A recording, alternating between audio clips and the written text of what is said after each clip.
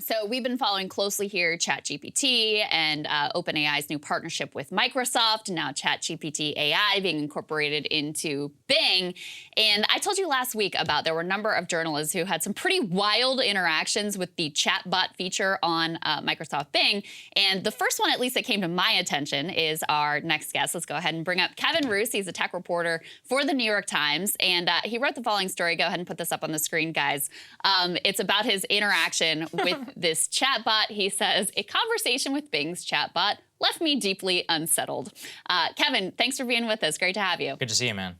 Thanks for having me. Great to see you. Yeah. Just give people a little bit of the lay of the land here of what this thing is and how you got it to kind of go off the rails. So this is Bing. This is the search engine that everyone has been mocking for like the last 15 years, which recently, just in the last few weeks, got a big upgrade where OpenAI, the company that made ChatGPT, sort of partnered with Microsoft to build AI technology into Bing that is actually, they said, more advanced than ChatGPT.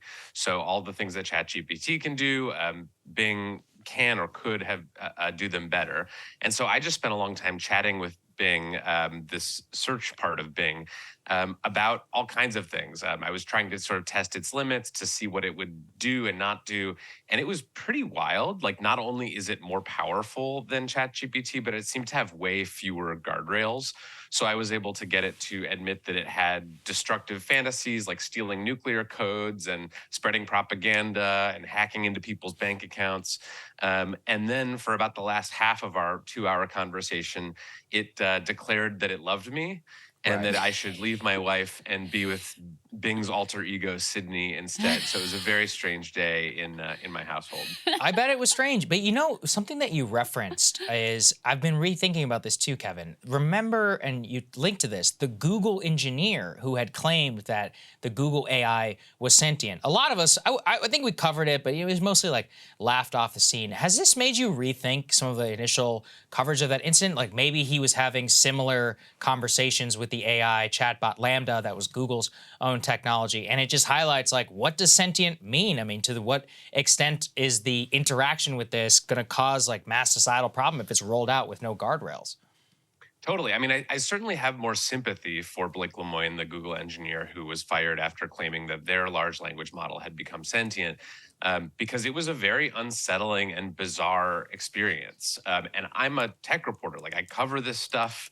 I know how large language models work, and I was still very unsettled by it. So I imagine that if you unleash this on the global population, there's just going to be all kinds of effects that we can't see. So yeah, I certainly don't think that Bing is sentient. Like, I'll just put that out there because I get lots of angry emails if I don't. But I do think there is a kind of gray middle area where it's not just a harmless, like, autocomplete thing, and it's not a sentient alien life form inside the computer.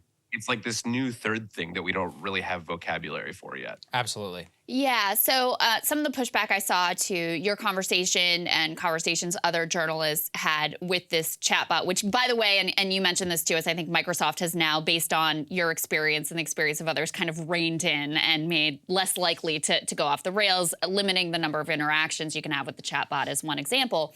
But some of the pushback I saw is basically like, yeah, well, you were doing everything you could to make this thing give you crazy responses. And so, of course, then it gave you crazy responses. Do you see this as sort of like a fancy tech parlor trick with not a lot of broader implications?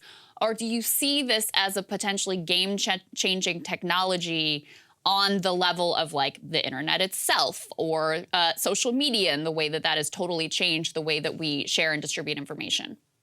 Oh, I don't think this is a parlor trick at all. In fact, this kind of technology, these large language models, are going to be everywhere in the next few years.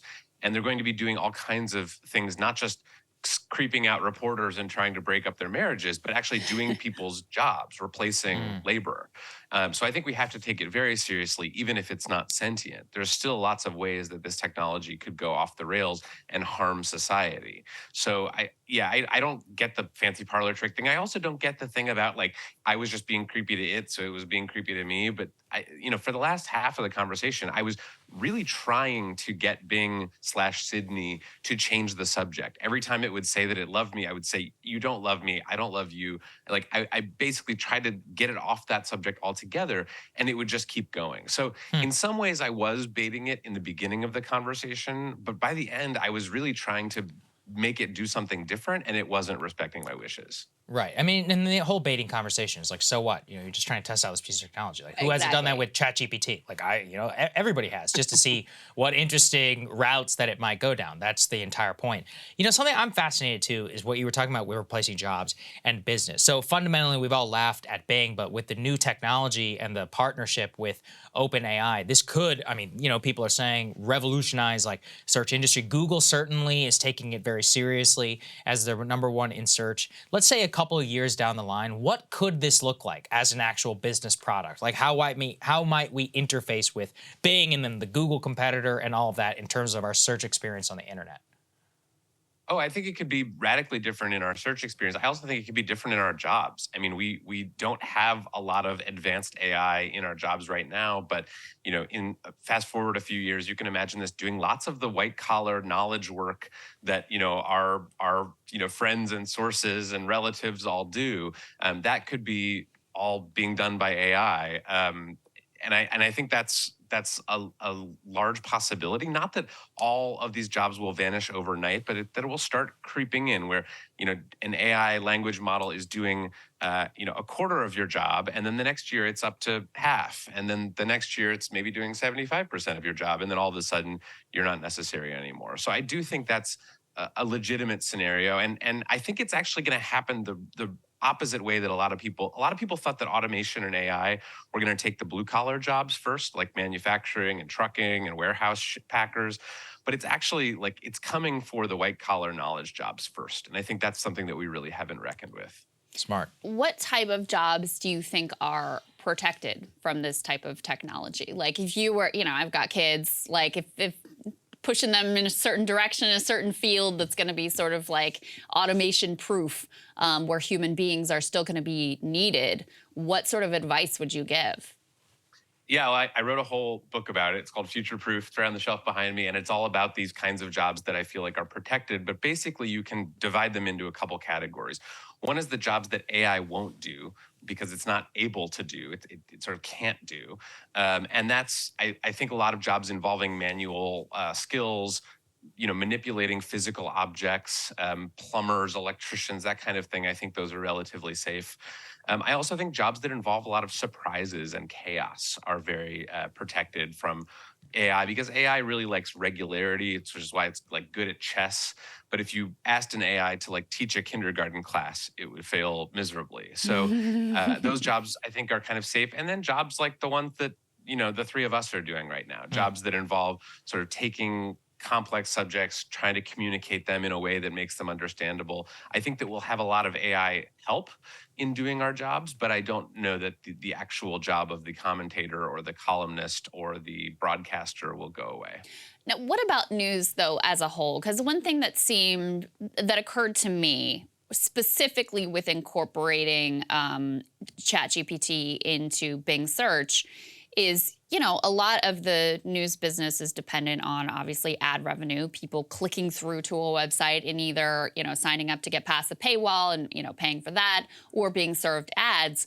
Well, if ChatGPT is synthesizing this material and sort of providing it for you without you even having to click through, isn't this a major threat to a lot of the news industry's business model? Major. I mean, I think that the publishers are still trying to wrap their heads around this, but I think this is a really big deal, what you just identified, because, we have a whole publishing ecosystem that subsists on clicks from Google and, has search engine optimization experts who try to manipulate the content so that it goes higher in Google search rankings. With an AI search engine, that goes away because not only is it not giving you 10 blue links when you search for something, it's giving you back a perfectly formatted answer that may tell you the whole thing that you're looking for without you having to click to any external websites. So I think this is a huge disruptive force that's coming to the business of news and information. Yep, very, very important point. We're going to continue to check in with you, Kevin. Really appreciate you joining the show, man. Thank you. Hey guys, ready or not, 2024 is fully upon us now, and Saagar and I have been brainstorming ways that we can really up our game for this critical election. Yeah, we rely on our premium subs to expand our coverage, to add staff, to upgrade the studio. We just want to give you the best independent coverage of this election, which is possible. So if you can help us out, become a premium subscriber today, breakingpoints.com, or the link is down here in the description video. It really means the world to us, and if you like what we're all about, this is the best possible way to keep us 100% independent, working only for you.